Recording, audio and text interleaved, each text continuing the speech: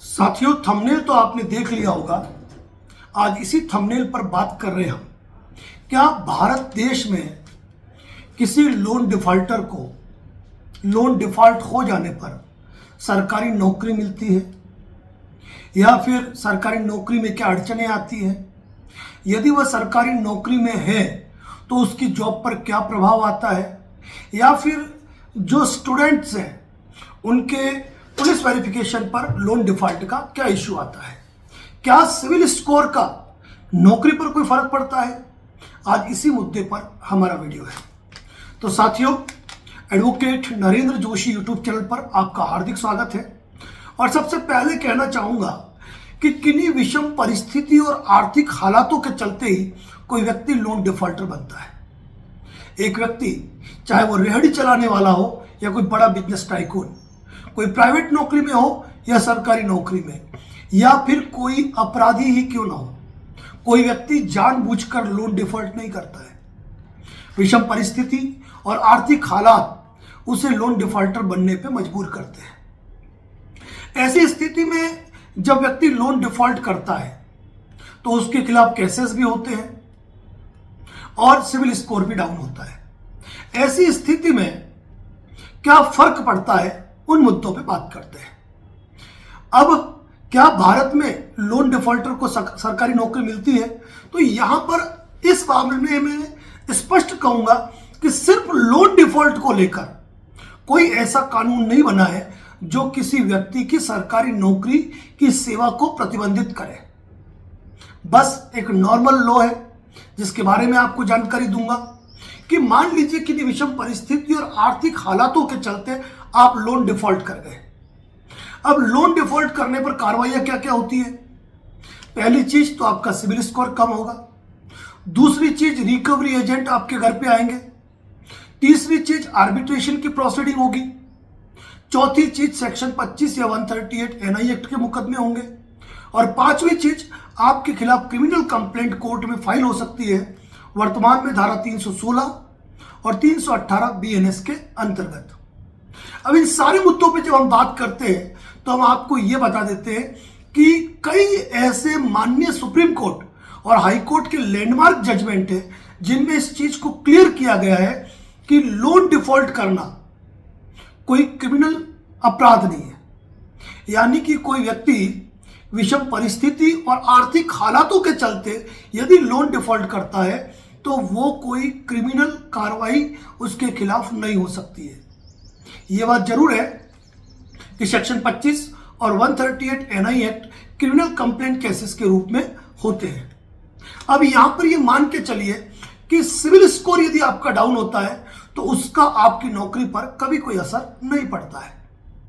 यदि आप competition exam की तैयारी कर रहे हो, यदि आप जॉब पे लगने वाले हो या जॉब में हो, इन सारी परिस्थिति के अंदर यदि आपके खिलाफ सेक्शन 25 का मुकदमा हो या 138 एनआई एक्ट का मुकदमा हो, इन परिस्थितियों के अंदर यदि आप 24 घंटे या 24 घंटे से अधिक यदि आप जेल में रहते हैं तो ऐसी स्थिति में आपकी नौकरी पर प्रभाव पड़ सकता है। लेकिन यहां पे क्लियर कहना चाहूंगा, चाहे सेक्शन 25 हो या 138 एनआई एक्ट, दोनों के अंदर ही मैक्सिमम 2 वर्ष के कारावास का, साधारण कारावास का प्रावधान है।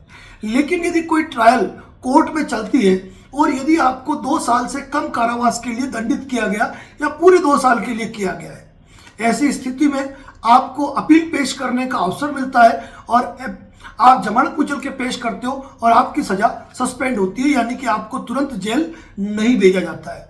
और इन दोनों ही मैटर में यदि आपका कोई गिरफ्तारी वारंट भी जारी हो गया है और पुलिस ने यदि आपको अरेस्ट किया है तो 24 घंटे के भीतर पुलिस को आपको कोर्ट के समक्ष पेश करना जरूरी है।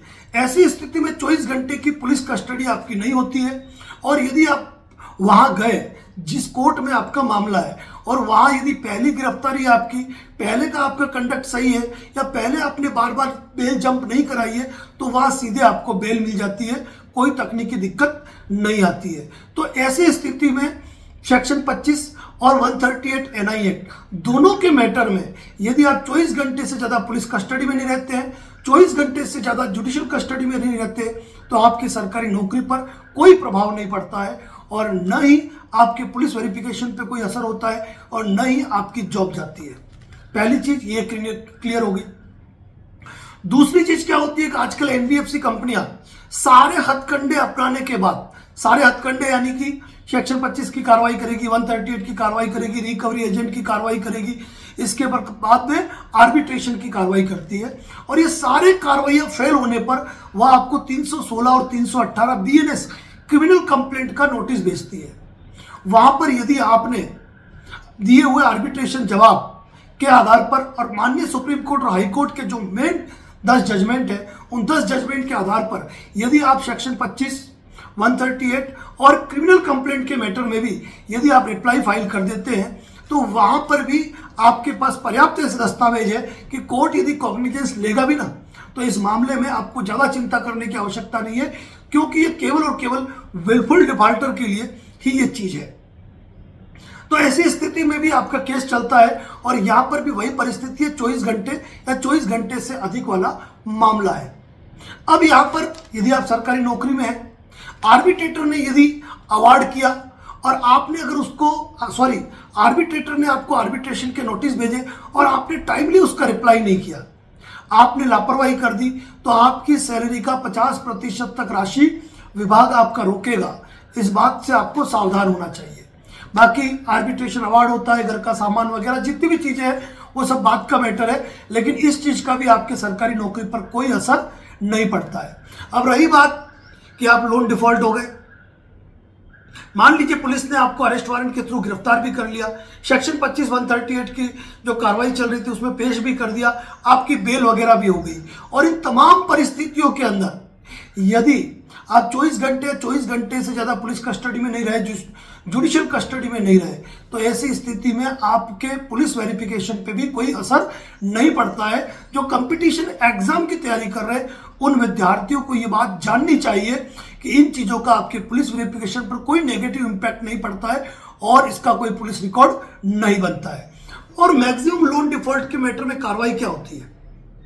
सेक्शन 25 होती है, 138 एनआई एक्ट होती है, ज्यादा से ज्यादा 316, 318 के अंदर ये कार्रवाई करते हैं।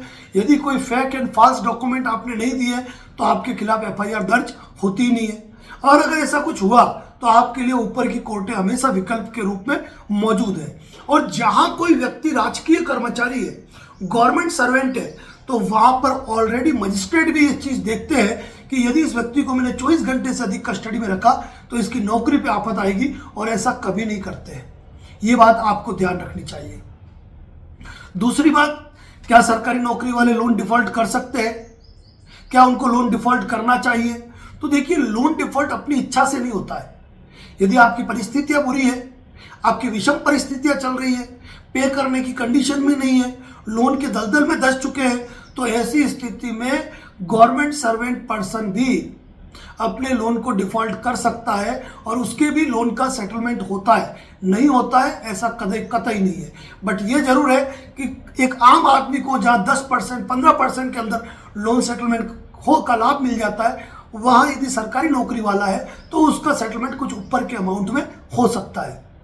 सरकारी नौकरी वालों को यह ध्यान रखना भी जरूरी है कि उनका जिस बैंक में सैलरी अकाउंट है, उस बैंक से उन्होंने चाहे पर्सनल लोन ले रखा हो, क्रेडिट कार्ड या कोई भी अनसिक्योर्ड लोन ले रखा हो, यदि उस बैंक में सैलरी अकाउंट है तो वह लोन भी अपने आप ही सिक्योर्ड लोन की डेफिनेशन में है, क्योंकि यदि आप रीपे नहीं करेंगे, लोन डिफॉल्ट करेंगे, तो ऐसी कंडीशन में आपके अकाउंट को लीन किया जा सकता है।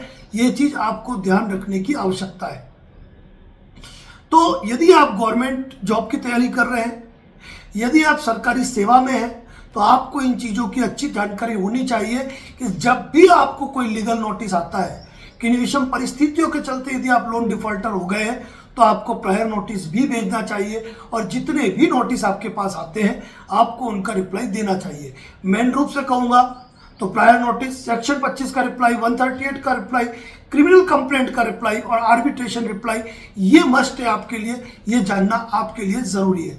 साथियों, कई गवर्नमेंट सर्वेंट जो है ना, वो शेयर मार्केट के कारण या कहो कि बाजार के कारण वह लोन डिफॉल्ट के दलदल में धंस चुके हैं, और दिमाग में सिर्फ इसी तनाव को लेकर गुजरते हैं कि यदि मैंने किसी तरह इस लोन को रीपे नहीं किया तो मेरी हालतें बुरी हो जाएगी, और कई जने गलत कदम उठा लेते हैं इस चक्कर में।